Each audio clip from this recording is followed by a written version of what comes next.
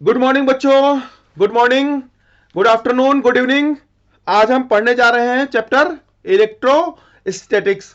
बच्चों, जो electrostatics chapter है, जो इलेक्ट्रोस्टैटिक चैप्टर है बच्चों, इसका जो वेटेज है, इसका वेटेज जो है, इसमें बच्चों दो दो चीजें रहती हैं। एक तो इलेक्ट्रोडायनेमिक्स आता है और दूसरा इलेक्ट्रोस्टैटिक्स आता है। तो जो इलेक्ट्रोडायनेमिक्स होता है,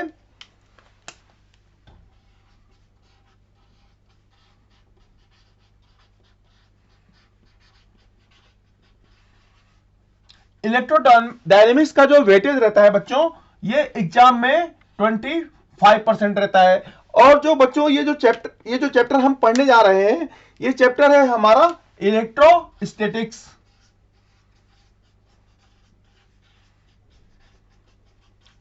तो इसका जो वेटेज रहता है, ये पूरे क्वेश्चन पेपर का जो है 10% वेटेज जो है, ये एग्जाम में पूछा जाता है। तो बच्चों, ये जो चैप्टर है, इसका जो वेटेज है, ये बहुत ज्यादा है। तो आपको इस जो चैप्टर के कॉन्सेप्ट को जो है, हम जो यहां पर आपके साथ शेयर करेंगे, इसको आपको प्रॉपर तरीके से जो है आपको समझना पड़ेगा और उस कॉन्सेप्ट को आपको प्रॉपर तरीके से नोट डाउन करना है और उनको जो है आपको रिवाइज करना है बच्चों।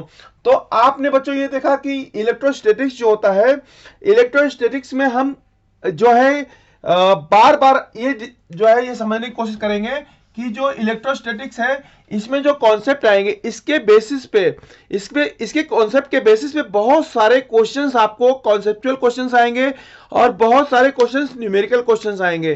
तो अगर आपको कोई भी क्वेश्चन 3 नंबर का पूछा गया और वो सिंपली कॉन्सेप्चुअल बेसिस पे है और हार्डली 2 to 3 सेकंड में वो सॉल्व हो सकता है, तो बच्चों आपको जो है उस कॉन्सेप्ट को समझने में बिल्कुल भी जो है कोताही नहीं बरतनी चाहिए। उस कॉन्सेप्ट को समझना चाहिए, क्योंकि आपको पता है कि वहां पर एक एक नंबर के लिए बहुत सारी रैंक जो है डिफर कर जाती है। तो बच्चों, आप इस कॉन्सेप्ट को अच्छी तरीके से समझिए और इस कॉन्सेप्ट को समझने के बाद उसको आप प्रॉपर तरीके से यूज करिए, जिससे आपके जो स्कोर्स है, आपका जो स्कोर्स है एग्जाम में, वो बहुत अच्छी तरीके से जो है आ सके। अब बच्चों, आप ये देखिएगा कि सबसे पहले जो इलेक्ट्रोस्टैटिक्स की बात करते हैं, तो तो आप ये देखेंगे कि जो इसमें जो है, जो फोर्सेस होते हैं बच्चों, जो फोर्सेस होते हैं, ये जो है वर्ड में कितनी तरीके के होते हैं। तो फोर्सेस बच्चों, जो पूरे वर्ड की बात करें तो ये 4 तरीके के होते हैं। इन फोर्सेस में अगर हम बात करें तो नंबर 1 पे जो फोर्स आता है, जिसको हम बोलते हैं ग्रेविटेशनल फोर्स। जो बच्चों ग्रेविटेशनल फोर्स होता है, अब जो वेट ऑफ बॉडी होती है, वेट ऑफ बॉडी जो है, वो जो है हमारा जो है ग्रेविटेशनल फोर्स में आता है। जो हमारा जो बच्चों सेकेंड जो फोर्स होता है, सेकेंड फोर्स होता है हमारा इलेक्ट्रो मैग्नेटिक फोर्स। बच्चों, जो इलेक्ट्रोमैग्नेटिक फोर्स होता है, इसका जो जो है एग्जाम्पल जो है बहुत सारे होते हैं। इसमें जो है अगर हम एग्जाम्पल की बात करें तो जैसे कि कूलॉम्स लॉ हो गया,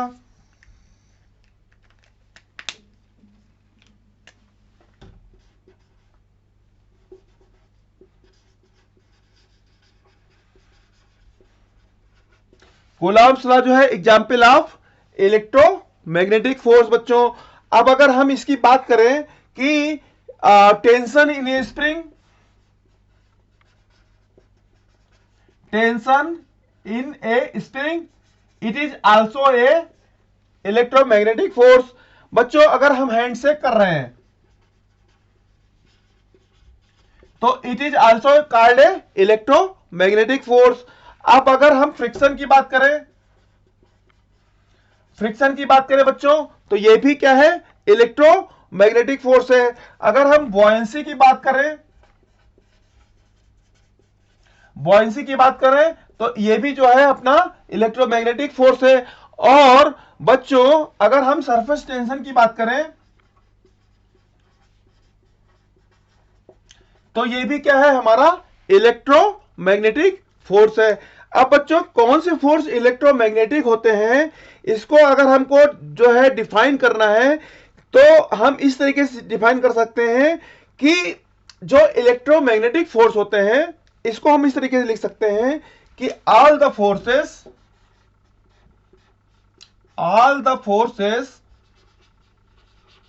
which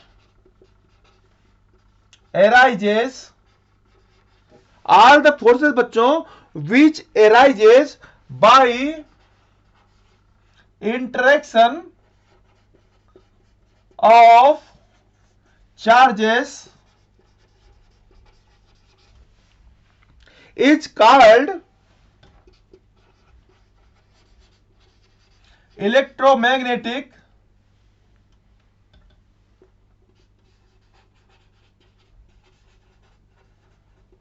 फोर्स।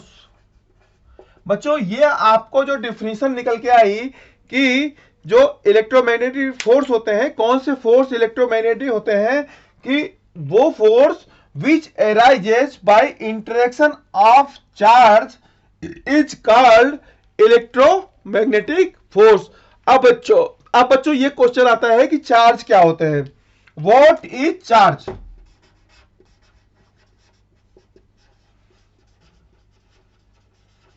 अब बच्चों ये क्वेश्चन आता है कि चार्जेस क्या होते हैं। बच्चों आपने ये पढ़ा होगा अपने 9th 10th के क्लासेस में कि हमने बिल्ली की खाल को ली और बिल्ली के खाल पे हमने कांच की रॉड को रब किया, तो कांच की रॉड जो है वो जो है चार्ज हो गई, और हमने उसके साथ में कागज के टुकड़े के साथ पास में लेके आए तो उसने कागज के टुकड़े को जो है अट्रैक्ट कर लिया। बच्चों ये जो है हमने जो पढ़ा है उसको हम यहां पे नहीं पढ़ेंगे, हम जो है इसके एक जो है स्टैंडर्ड डिफिनीशन को, चार्ज के स्टैंडर्ड डिफिनीशन को यहां पर समझेंगे। तो बच्चों चार्ज का स्टैंडर्ड डिफिनीशन क्या बोलता है कि अगर हम बोले तो ये होगा कि चार्ज इज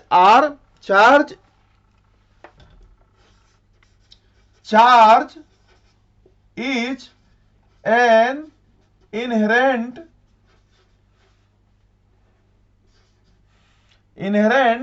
property। बच्चों charge is an inherent property of a body,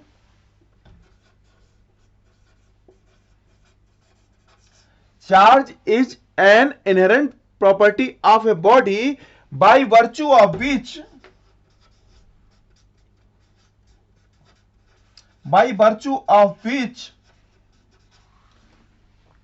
it can produce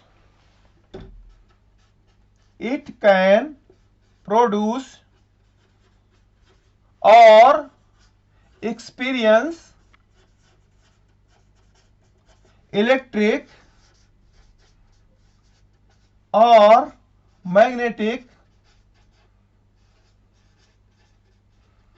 it can experience electric और मैग्नेटिक फोर्सेस। तो बच्चों चार्ज की जो डिफिनीशन हमने यहां पे पढ़ी, charge is an inherent property of a body by virtue of which it can produce और एक्सपीरियंस इलेक्ट्रिक और मैग्नेटिक फील्ड। जैसे बच्चों हम जो है इनर्शिया की बात करते हैं, तो इनर्शिया में हम क्या फील करते हैं कि it is the virtue of property which is having in rest or in motion।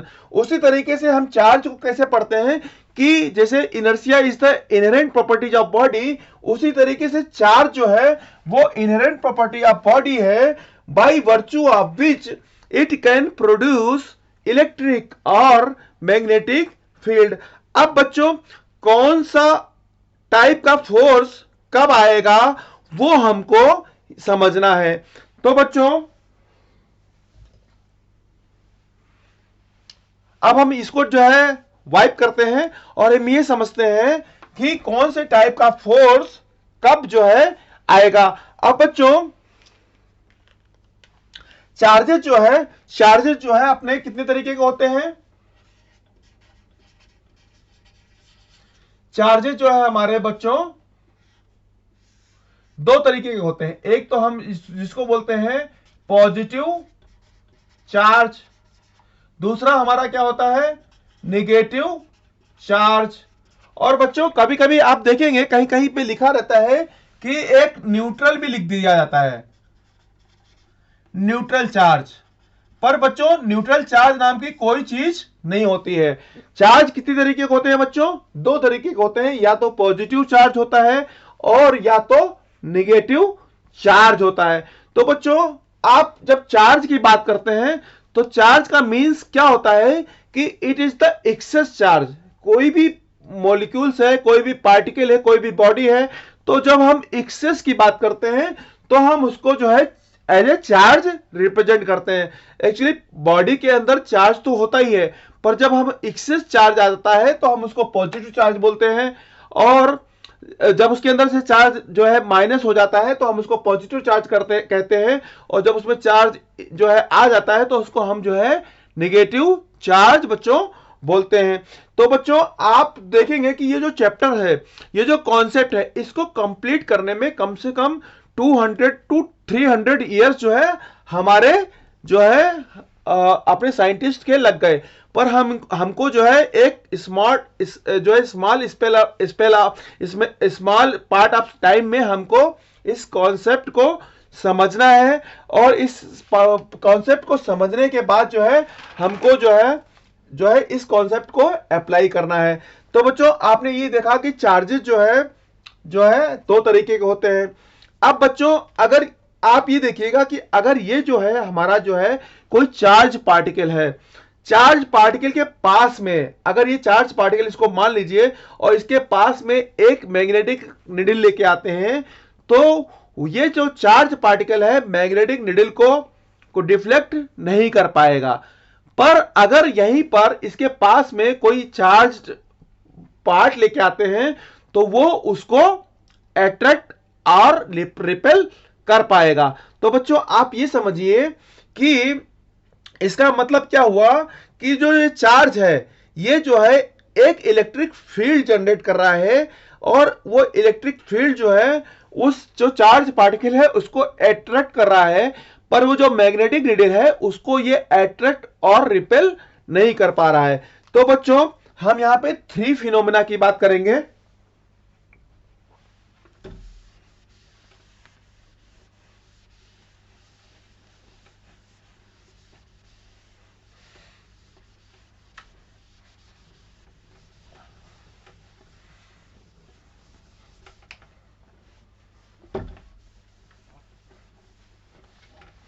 हम बच्चों यहां पर थ्री फिनोमेना की बात करेंगे।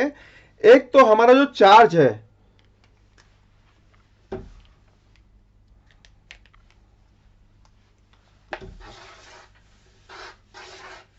बच्चों जो चार्ज है, चार्ज को या तो हम रेस्ट में जो है रख सकते हैं, या तो चार्ज को हम जो है एक यूनिफॉर्म मोशन में मूव करा सकते हैं, या फिर चार्ज को हम एक एक्सेलरेटेड मोशन एक्सेलरेशन में जो है मूव करा सकते हैं। तो बच्चों यहां पर तीन चीजें निकल के आई। चार्ज है, charge either is kept in rest, either uniform motion, either non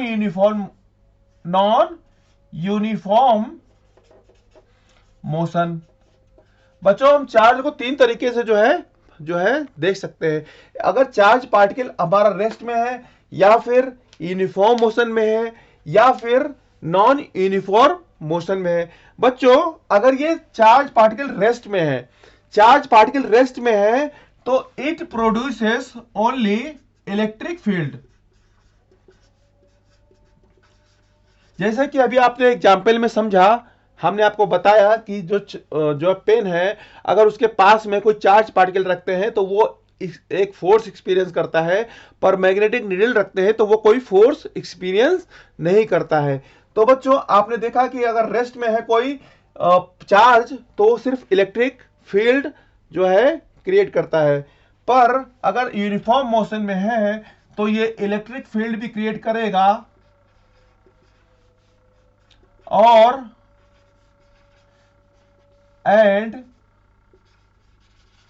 magnetic field जो है जनरेट करेगा। अब बच्चों अगर नॉन यूनिफॉर्म मोशन है तो आप देखेंगे जब नॉन यूनिफॉर्म मोशन में जो है अगर कोई चार्ज पार्टिकल मूव कर रहा है तो वो क्या करेगा, ये जो है इलेक्ट्रिक फील्ड भी जनरेट करेगा और मैग्नेटिक फील्ड भी जनरेट करेगा, एंड ये इलेक्ट्रोमैग्नेटिक रेडिएशन भी क्रिएट करेगा। बच्चों आप ये देखिएगा कि आपने जो रदरफोर्ड का जो मॉडल था, रदरफोर्ड का मॉडल हमारा जो है क्यों फेल हुआ, क्योंकि उसमें यह बताया गया कि जो इलेक्ट्रॉन है वो न्यूक्लियस के चारों तरफ जो है घूम रहे हैं, और जो इलेक्ट्रॉन है अगर वो न्यूक्लियस की चारों तरफ घूम रहे हैं तो वो जो है इलेक्ट्रोमैग्नेटिक रेडिएशन जो है इमिट करेंगे। अगर इलेक्ट्रोमैग्नेटिक जो रेडिएशन इमिट करेंगे तो उनकी एनर्जी कम होती जाएगी और वो जो है न्यूक्लियस के अंदर गिर जाएंगे। इसके कारण जो हमारा जो रदरफोर्ड था, रदरफोर्ड मॉडल जो है हमारा,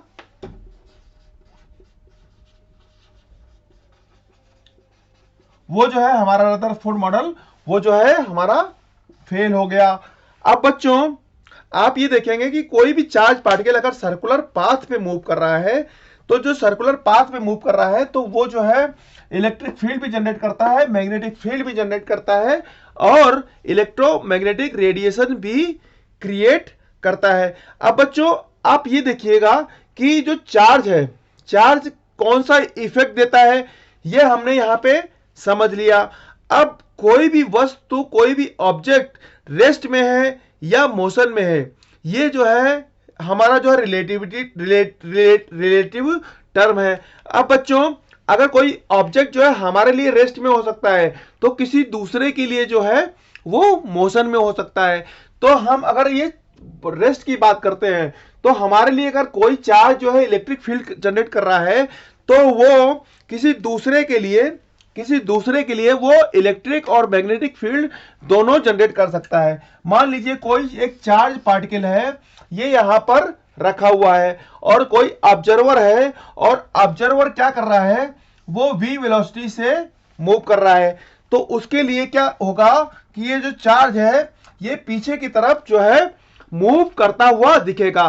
तो इस ऑब्जर्वर के लिए ये जो चार्ज पार्टिकल है ये इलेक्ट्रिक और मैग्नेटिक फील्ड दोनों क्रिएट करेगा। तो बच्चों जो इलेक्ट्रिक और जो मैग्नेटिक फील्ड है, ये जो है इलेक्ट्रिक और मैग्नेटिक फील्ड जो है, electric and magnetic field are frame dependent. यहां से ये बच्चों कॉन्सेप्ट निकल के आया कि जो इलेक्ट्रिक फील्ड और मैग्नेटिक फील्ड है ये जो है फ्रेम डिपेंडेंट है। अब बच्चों यहां पर हम एक और चीज समझते हैं कि जो चार्जेस है, चार्जेस को हमने समझ लिया, चार्जेस के फिनोमिना को समझ लिया, चार्जेस की प्रॉपर्टीज को समझा।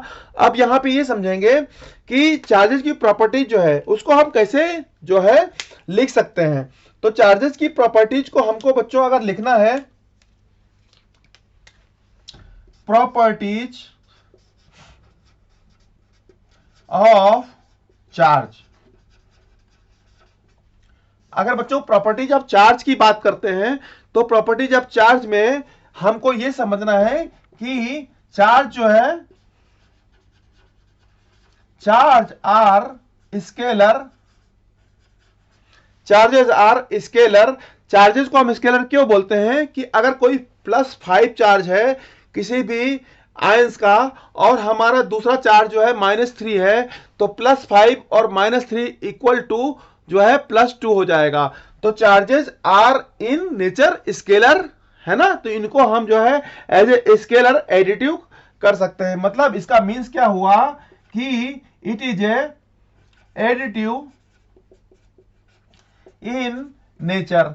हम इनको जो है प्लस या माइनस जो है नॉर्मली कर सकते हैं, इनको हम एज ए स्केलर जो है ट्रीट कर सकते हैं। सेकंड हमारा बच्चों क्या हो गया, इट इज ए, जो हमारा जो सेकंड जो प्रॉपर्टीज है चार्जेस की, ये क्या है, चार्जेस आर क्वांटाइज्ड। अगर हम क्वांटाइज की बात तो बच्चों कर रहे हैं, तो क्वांटाइज का मतलब क्या होता है कि हम इसको इस फॉर्म में लिख सकते हैं। ई हमारा क्या हो जाता है बच्चों, ई इक्वल टू क्या हो जाता है अपना 1.6 इंटू 10⁻⁻19 कूलाम। तो हमारा जो ये जो चार्ज है ये क्वांटाइज्ड फॉर्म में ही जो है रहता है, इसको हम क्वांटाइज्ड फॉर्म में ही जो है रिप्रेजेंट कर सकते हैं। 1 charge is equal to 1 coulomb. तो हम इसको 1 कूलाम को हम इस तरीके से रिप्रेजेंट कर सकते हैं। अब बच्चों अगर हम इसकी बात करें तो आप बच्चों ये देखिएगा कि जो हमारा जो प्रोटॉन है, जो हमारा प्रोटॉन है बच्चों, ये भी जो है हमारा फंडामेंटल पार्टिकल नहीं है। जो हमारा प्रोटॉन है बच्चों, ये हमारा जो है फंडामेंटल पार्टिकल नहीं है। जो प्रोटॉन है बच्चों, ये हमारा जो है एक सब एटॉमिक पार्टिकल है, क्वार्क। क्वार्क से मिलकर बना होता है। अब बच्चों क्वार्क कितनी तरीके का होता है, क्वार्क 2 तरीके का होता है। एक को हम अप क्वार्क कहते हैं और दूसरे को हम जो है डाउन क्वार्क कहते हैं। जो अप क्वार्क होता है बच्चों, इसकी जो वैल्यू होती है +2/3 जो है ई के इक्विवेलेंट होती है। और जो हमारा जो डाउन क्वार्क होता है, इसका जो है हमारा जो चार्ज होता है -1/3 ई होता है। तो बच्चों आप ये देखिएगा कि जो हमारा जो प्रोटॉन है ये भी क्वांटाइज नहीं है, ये भी जो है फ्रैक्शन में मिल रहा है। पर अगर प्रोटॉन की बात करें तो प्रोटॉन का बच्चों इसमें क्या होता है, दो हमारा जो है अप क्वार्क पाया जाता है और एक जो है डाउन क्वार्क पाया जाता है। अब 2 अप क्वार्क अगर बच्चों पाया जाता है तो इसको हम कैसे लिख सकते हैं, +2/3 और जो हमारा जो डाउन क्वार्क है बच्चों, डाउन क्वार्क हमारा क्या है -1/3 ई। इस तरीके से जो है हम जो है इसको जो है लिख सकते हैं। अब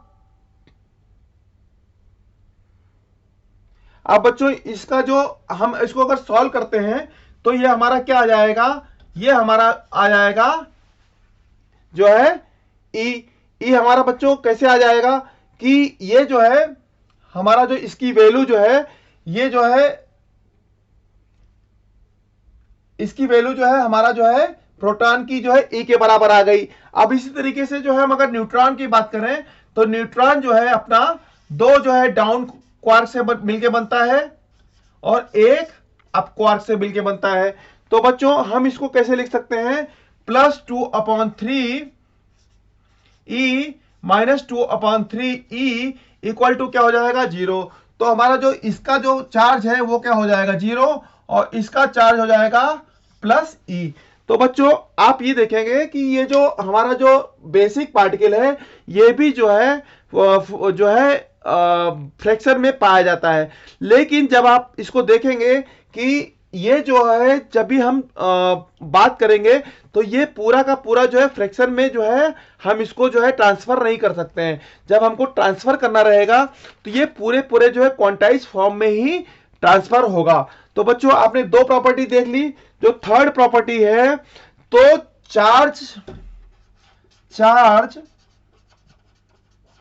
can not exist without matter, but matter can exist without charge.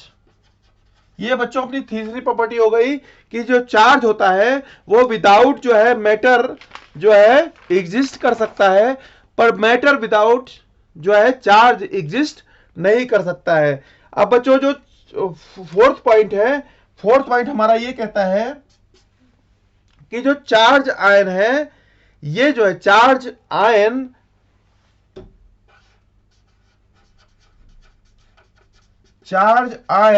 in an isolated system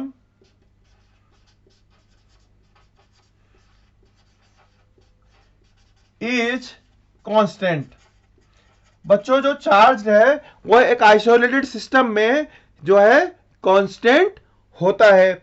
और जो हमारा जो फिफ्थ प्रॉपर्टी है, फिफ्थ प्रॉपर्टी बच्चों क्या बोलती है कि चार्ज इज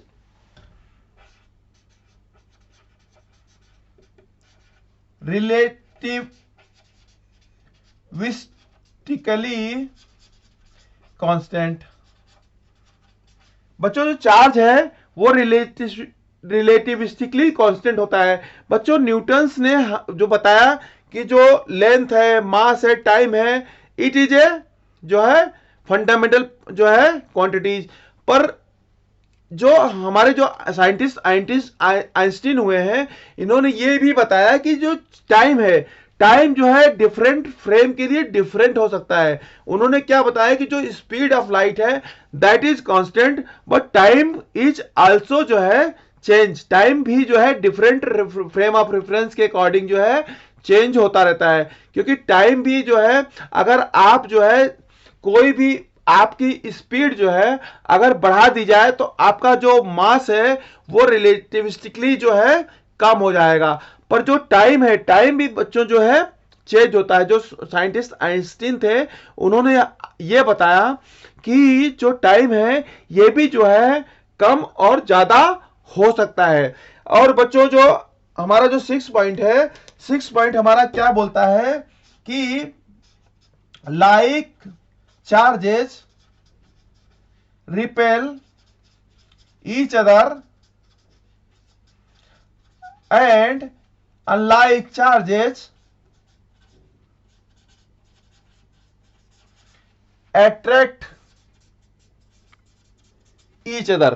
बच्चों जो लाइक चार्जेस होते हैं वो एक दूसरे को रिपेल करते हैं, और जो अनलाइक चार्जेस हैं वो एक दूसरे को अट्रैक्ट करते हैं। तो बच्चों आपने यहां तक समझ लिया, यहां तक आपको यह समझ में आ गया कि चार्जेस क्या होते हैं, चार्जेस के कारण जो हमारे फील्ड जनरेट होते हैं वो कितनी तरीके के होते हैं, और कौन सा फील्ड कब जनरेट होता है वो आपने समझा। आपने जो चार्ज है, चार्ज की प्रॉपर्टीज को समझा। बच्चों इसके नेक्स्ट लेक्चर में हम इसके आगे के कॉन्सेप्ट को ले जाएंगे। तब तक जो है आप इस कॉन्सेप्ट को रिवाइज करते रहिए, और आप जो है इस कॉन्सेप्ट को समझने के बाद अपने जो जो क्वेश्चंस हैं उनको सॉल्व करिए। नेक्स्ट लेक्चर में हम आपको फिर मिलेंगे। तब तक आपको धन्यवाद। Thank you very much.